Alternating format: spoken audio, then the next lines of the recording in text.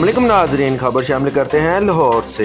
PHA की मीनार union जो मजदूर यूनियन के नाम से जानी जाती है, जिसका मुंह बोलता सबूत डेली वेजेस मुलाजिम राना अकमल को जलो बोटेनिकल पार्क और canal PHA LBC daily wages मुलाजमत कमेटी का चेयरमैन नामजद कर दिया, जिसका बाज़ाब्ता ऐलान मीनार यूनियन सदर अहदेदारान ने किया।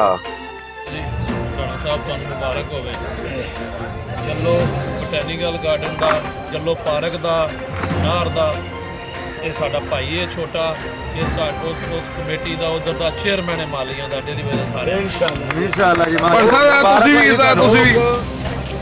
राणा साहब कह रहे हैं कि लोग ये गल कहते हैं कि ये डेली पेड आदमी है जी, इन्हू सीट नहीं मिलती, ये डेली पेड आदमी है। लोग कहते हैं ना शैतान लोग जिहड़े ने वो शरारतां करते हैं। तो मैं उन्होंने लोगों को सिर्फ इन्नी गल दसनी चाहना कि मुश्ताक भट्टी डेली पेड होके CBA यूनियन का सदर रहा है। क्या डेली पेड लोगों वास्ते आज़ाद नहीं?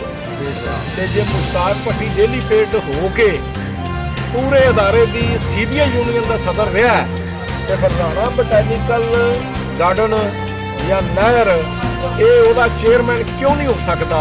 इनू जनाब सदर खालिद परवेज खोखर साहब ने ते मैं प्लस मेरे जोड़े दूसरे अहदेदार साथी ने उन्होंने रिकमेंडेशन से असी जनाब इनू बोटैनिकल गार्डन का चेयरमैन बना।